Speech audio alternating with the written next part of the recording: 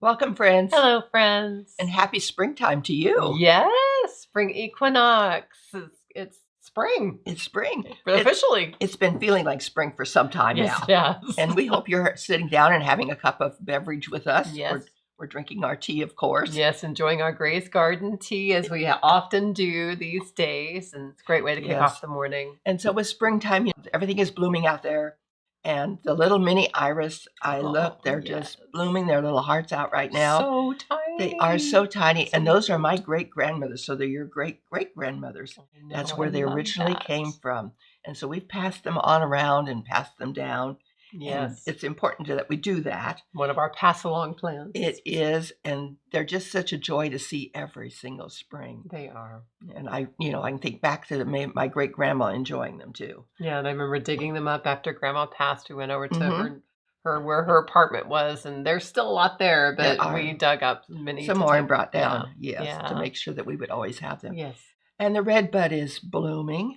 Yes, we love they're so pretty. They grow wild here in our woods. They do. They reseed themselves elsewhere. Yes, they do. And they're pretty. They are so pretty. And we love to take the blossoms and put them on salads. And I know my daughter Bella's birthday's in April. And so last year when she was here, I made a flower cake.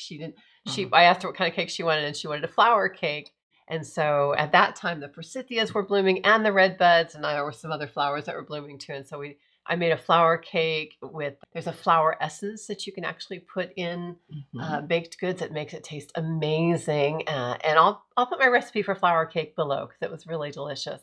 And we sprinkled little flowers on top. Real flowers. Yeah, real flowers on top. Yes. Yeah, including redbuds. Because they're edible. They are.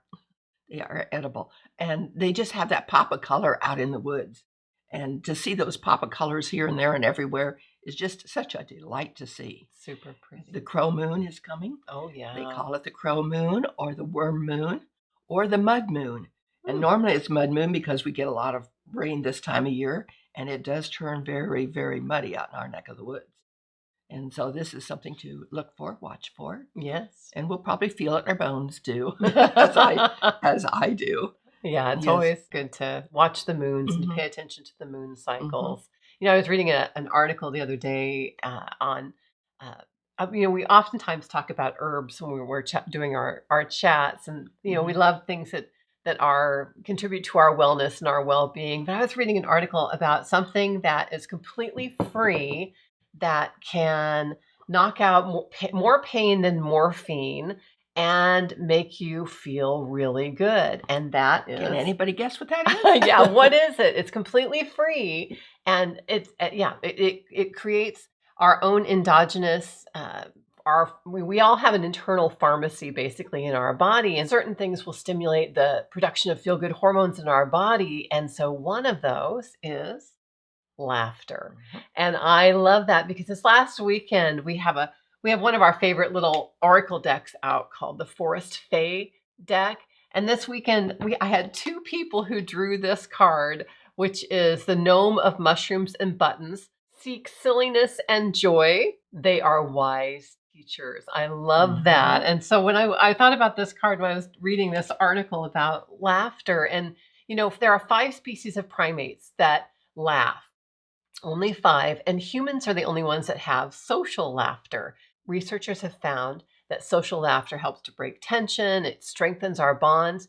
And some of you of a certain age, I remember Norman Cousins was an author back in the 1980s. He wrote a book called The Anatomy of Illness. It was based on his own experience of having a debilitating, life-threatening illness. And he did kind of research on himself, and he found that he managed his pain with scheduled laughter, which I love that. And he found that 10 minutes of genuine belly laughter would give him 2 hours of pain-free sleep. And the more he laughed, the less pain he had. And so then this has created a whole field of study called psychoneuroimmunology. It studies how the brain modulates immunity. And so a more recent study has shown that they studied healthy individuals who watched an hour-long humorous video, and they took blood samples before, during, and 12 hours after, and they found significant increases in antibodies and immune modulating cells, which I love this. Very interesting, isn't it? It is. And so one other thing that I thought was really interesting, there was a behavioral scientist at Stanford who she said that authentic laughter lowers our circulating cortisol and adrenaline like meditation does.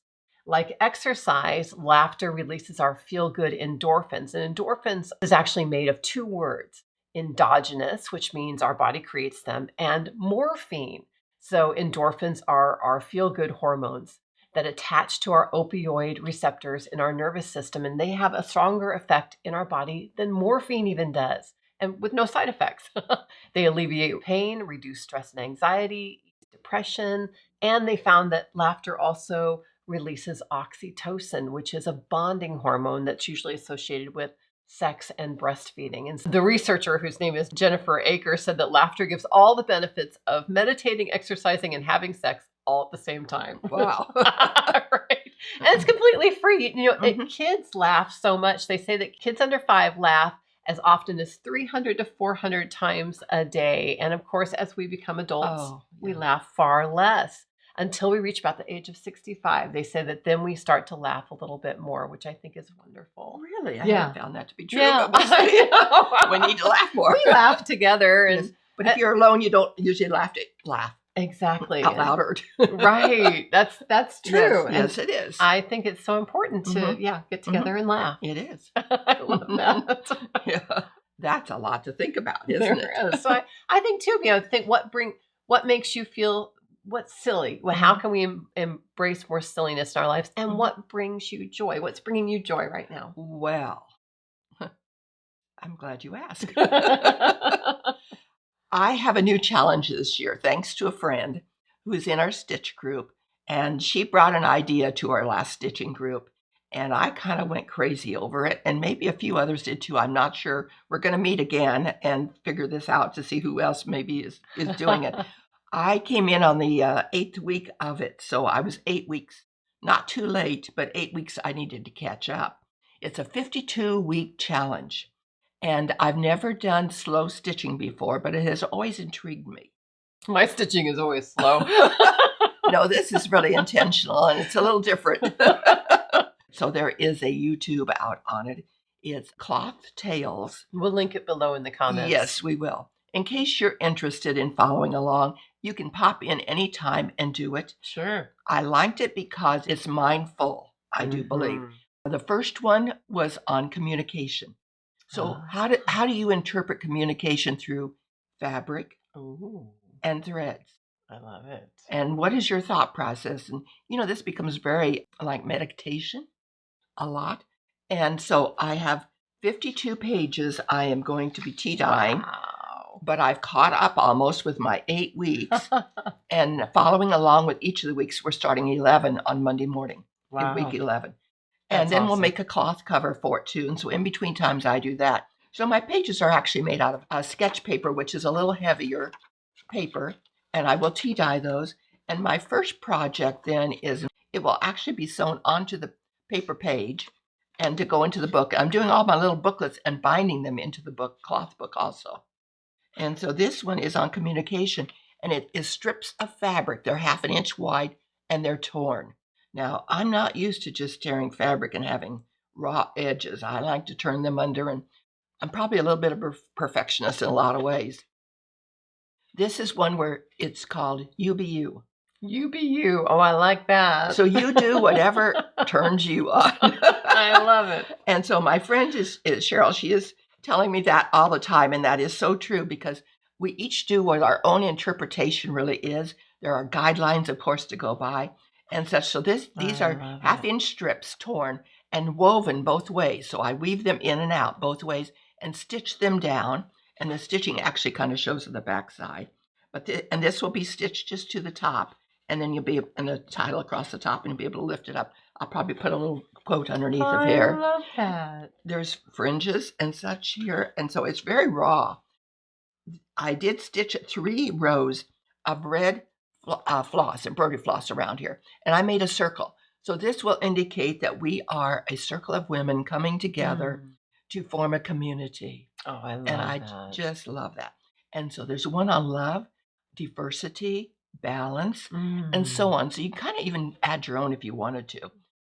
Great themes. Great themes, great thoughts, Mhm. wonderful to meditate on, wonderful to do. It takes nothing new. I'm using up all my scraps around. Love So it. I will be sharing a page or two here and there as I do them, and but I won't be sharing them all. So you can kind of check it out if you want to on what she is doing with hers. Wonderful. And probably if you come into the shop, Mom will probably be working on it. I'll She'll have be it happy handy. to show it to you. I'll have it handy because when it's any downtime, I'm grabbing something to work on. It's a new thing for me at this stage of life to do a 52-week challenge, but That's I great. absolutely love it. Something to because look forward to every week. It is. It's something that one accomplishes. It's one that I enjoy And it's going to tremendously. be so neat when you have it finished. It's going to be fun. It Just will fun to be. do. So. We love that you've joined us this week, and we look forward to connecting with you every week. I have a question for you this week. When's the last time that you had a hearty, side-splitting laugh?